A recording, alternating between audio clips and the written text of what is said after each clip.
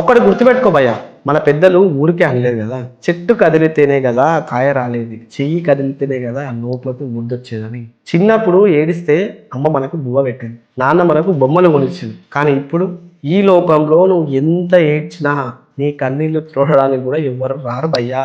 నీ ఆకలికి అర్థమే ఉండదు, నీ కష్టానికి అసలు విలువనే ఉండదు. రాయి దెబ్బలు తింటేనే కదా అది శిల్పం అయ్యేది.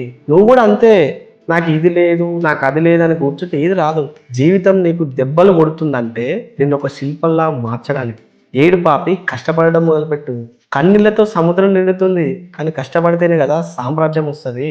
గుర్తుపెట్టుకో, అడిగితే వచ్చేది భిక్షం, కొట్లాడి సాధించుకునేదే లక్ష్యం. నీ కష్టం మీద నీకు నమ్మకం ఉంటే ఈ లోకం మొత్తం నీ కాళ్ళ దగ్గరికి వస్తుంది.